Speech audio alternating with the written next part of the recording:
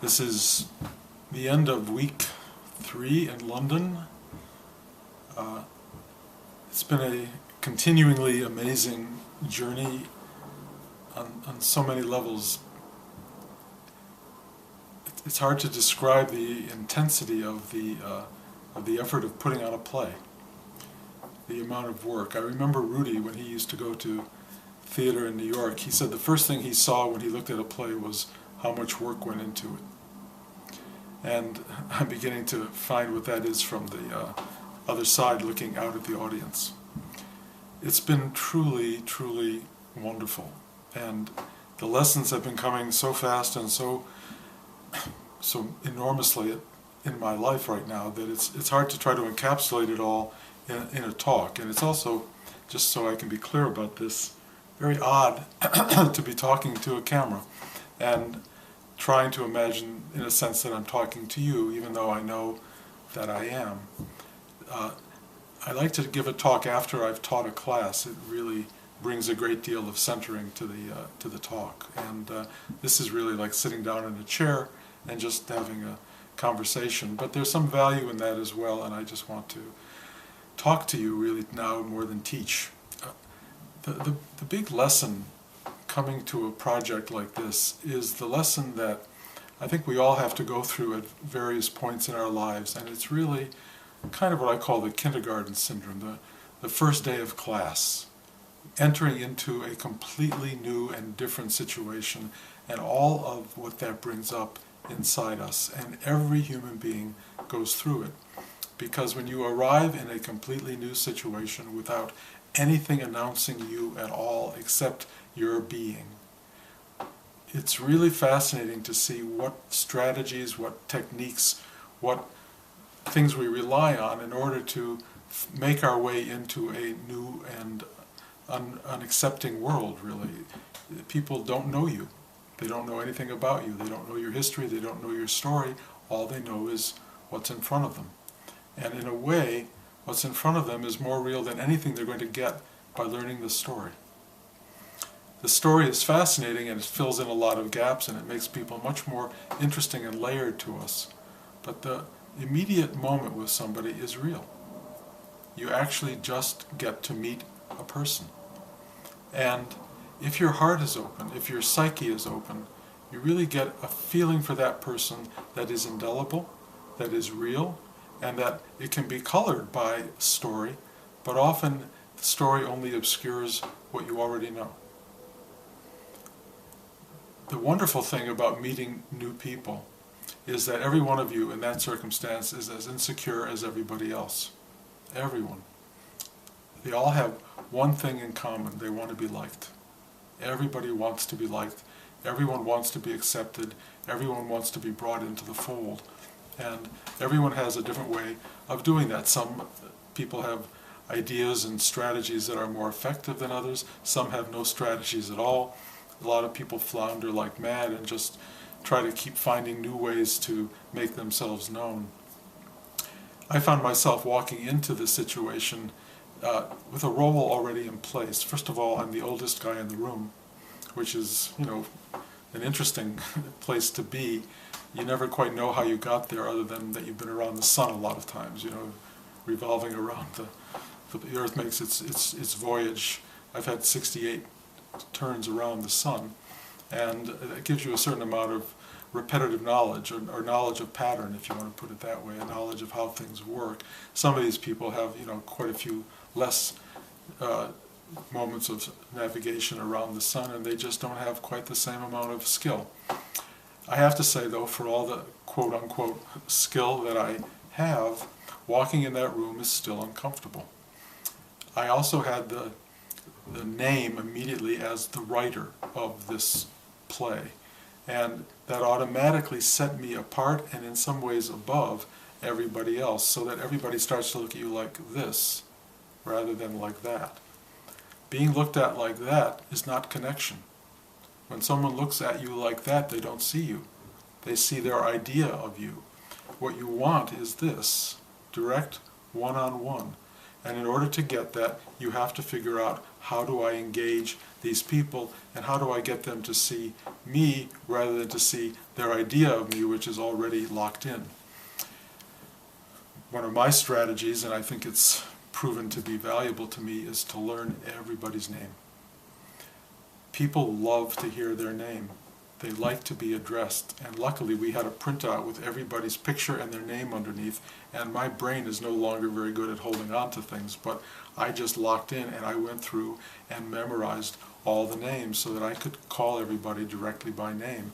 That has a very powerful impact. It really starts to make them go, oh, why does he know my name? And that creates a beginning of a connection. And connection is what we're looking for. Connection is life energy. Connection is what drives us in the world. It's what sustains us in the world. Without connection, we're adrift. Connection is so vital and so important. And real connection is connecting being to being, not story to story or mind to mind. It's just heart, soul, if you will, connectivity. And one of the most important things to understand about that kind of connection is that it's not instantaneous in the sense that it adheres immediately. It builds. It's arrived at, which means you cannot expect anyone to take one look at you and go, oh, I love them, I want to be with them forever. We hear stories about that, but most of us know that's a story.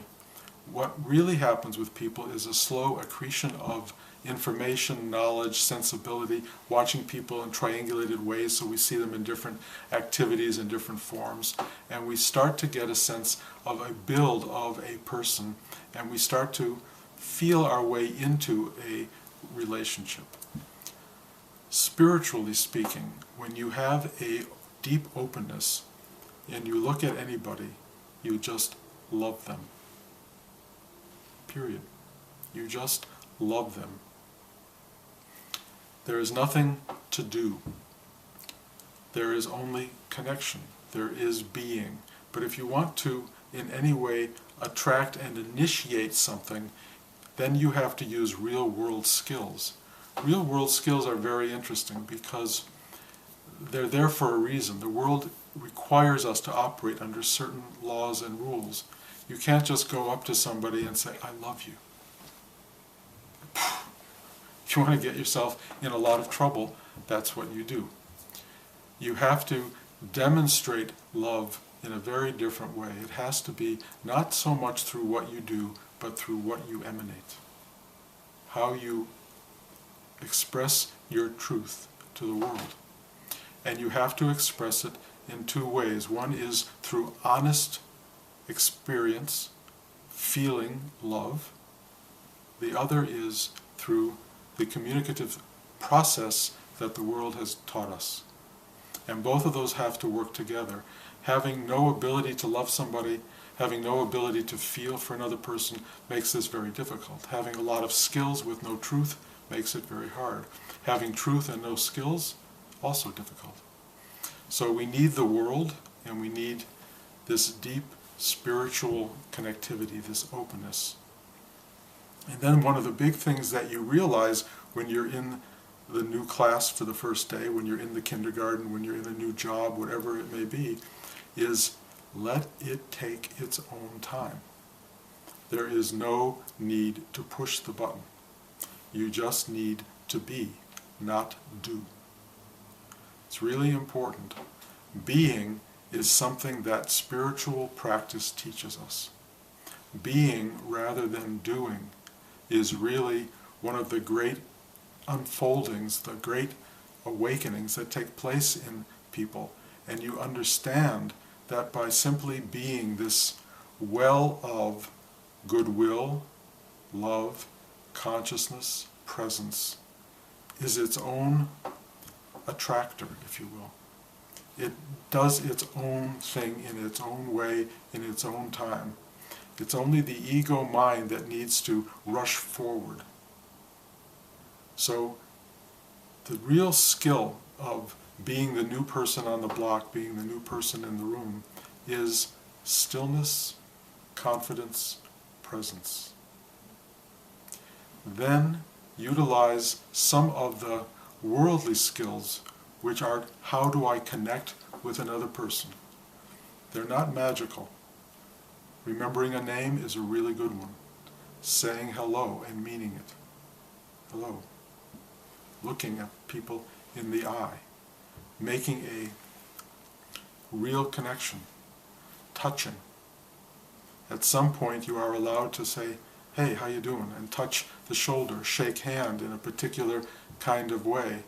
There are these little tiny signals that let people know you're aware of them, you care about them, and they're safe with you. This begins something that I find to be very magical, because what happens is people start to love you. They don't even know why they love you. They just feel good around you.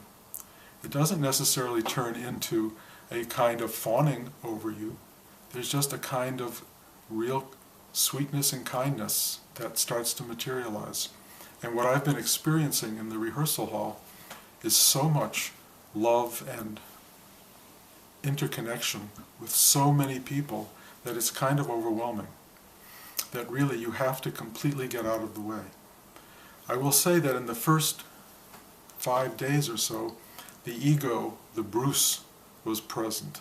Bruce was there going, oh my God, what do I do? How do I do this? I don't remember what to do. There's so many people. All of that noise was happening in my head because that noise, I forgot about it actually because I haven't been the new guy on the block for a long time. I haven't been in a new room with people. So this was really strange, and I could feel all the old patterning trying to present itself. And the overriding factor of this deeper self said, shut up, relax, be quiet, just be. And that's what I've paid attention to. So the Bruce factor really has sort of eroded into kind of nothing, and this presence just is there. And the wonderful thing about presence is that it doesn't expect anything. It just is. Because whatever occurs is right. Whatever occurs is as it should be. That which arises and comes toward you is what should be there. That which falls away and doesn't approach doesn't matter. You're just there with what is. And there is nothing to be done. When there's something to be done, you will be told. For example, the director will say, Bruce, I think we should change that line. Bruce clicks in, Bruce looks at the script, Bruce engages the situation, says, aha, figures out a new line, tells the director, he says, great, type it into the script. Back to presence. Presence. Just being there. So when Bruce has to emerge into the situation, Bruce emerges, and when Bruce is done with that, back into oneness, into the whole. Not that Bruce is separate from that oneness, but when it arises, it feels separate. It feels like it has a particular identity. When it relaxes, it goes back into just being. And for me, just seeing myself in that environment, being in that room and becoming all of these people, I watch all of these dancers, all of these actors, all operating as though it's myself. And the joy of that immersion in so much extraordinary creativity is hard to describe. I could sit there day and night, because the arriving of so much instinctive creative juice is such a joy. It's so powerful to be in the presence of so many gifted beings. I don't know what more one could ask for, really. It's really remarkable. It's just a blessing to have that experience. But it's also a blessing to walk out onto the street and to walk through the streets of London, which are completely new to me. Not new in that I've never been here before, but that they don't feed back the same way as Northridge or upstate New York. They feed back in very different ways. I have to be much more conscious crossing the street because a car comes from the different directions, and you have to know that. I have to be much more aware when I go shopping of coinage, which I still have trouble with in London, although I think I've gotten it down. you're just aware that everything is enough different that you pay attention in ways that remind you that you're here, that you're alive, ways we forget when we're in familiar spaces. The problem with familiarity is that you become unconscious. The joy of travel or the joy of newness is that you have to perk up. You have to be aware of who you are and what you are and where you are. And that is a kind of spiritual vitality that's really important in our lives. So this time in London has been for me one of the most really extraordinary teachings. It keeps going on and on and on. And the one that seems to be focusing most on my life right now is the one I'm talking about, which is do, don't be. Excuse me, put that the other way. Be, don't do. Be. Be. Just be. The doing that we're all engaged in our lives, the fact that we are all caught up in doing all the time, is where we get lost. We get lost because we forget to be. Forgetting to be is unconscious. Being is conscious.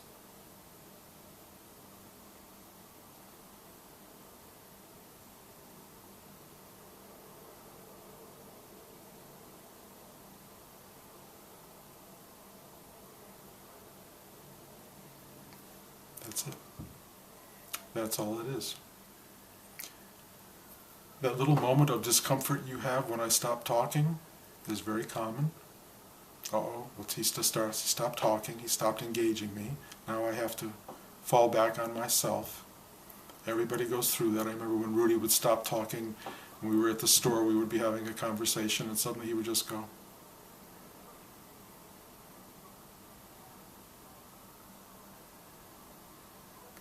And I always felt, oh, okay, now I got to take a breath, and now I've got to do something. And then you finally realize there's nothing to do, and you just sit back in that same silence.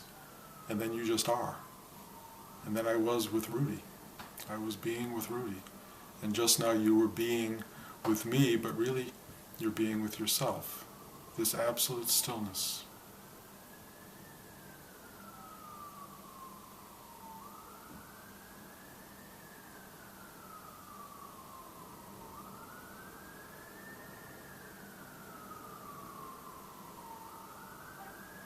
Of course, you're all listening to the fire engine in the background, or I suppose you are. That's what happens. We give ourselves over to something as opposed to no thing. But the real joy is understanding that that too is part of it. It's part of the whole. It's part of what we are. We are the whole universe. Every bit of it. But the only part we know is the part that is playing for our particular construct, this particular nexus of time and space that we represent. Whatever is happening in that particular place is the part of the universe you are getting to know, you are getting to witness, you are getting to explore. And we're all in that. We're all in our own particular configuration, allowed to be this. And once you realize that the this you are, that this moment of being is as perfect as it gets, really. I know if you start to think through your mind that, oh, I wish I was in London, or I wish I was Timbuktu, or wherever you think you would like to be, you're no longer being. You're in your mind wanting to be somewhere else. The true gift of spiritual awakening is allowing yourself to be exactly where you are. Exactly where you are right now, and realizing that it is absolutely perfect.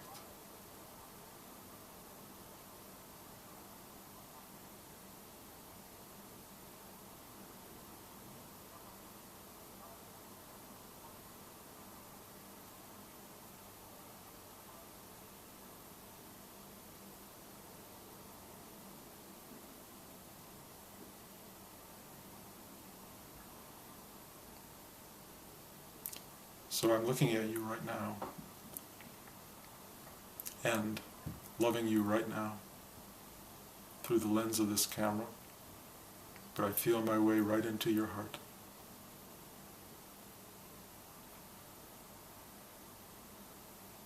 There's no time or space or separation. There's only this.